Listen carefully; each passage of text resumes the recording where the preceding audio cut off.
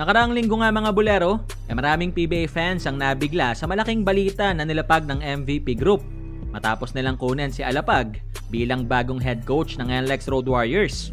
Kung saan dahil nga sa ilang taon na pananatili ni Jimmy sa NBA, mataas ang expectation ng marami. Sama pa natin, etong magandang naipakita ng Road Warriors last Commissioner's Cup matapos nilang tapusin ang elimination na may 10 wins at 2 losses na record. Kung saan sa isang panayam, sinabi mismo ni Mighty Mouse na looking forward nga raw siya na may pagpatuloy ang magandang naipakita ng NLEX last conference.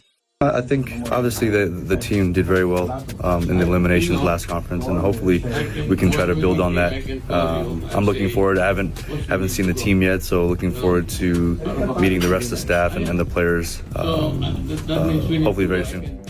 Pero maliban dito, na-mention din ni Jimmy etong isa sa mga gwardiya ng Road Warriors na si Baser Amer.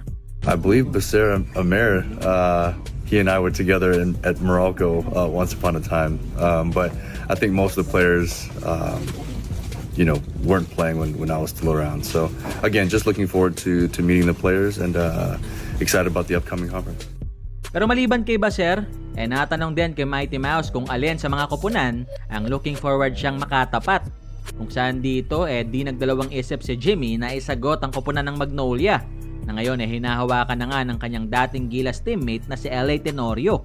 LA and I, he's family to me. We've had so many battles against each other, together fighting for the country, and so it's been great to see him step into a head coaching role with Magnolia, and just looking forward to us competing again as coaches. But again, have the utmost love and respect for LA. He's one of the great point guards of this league.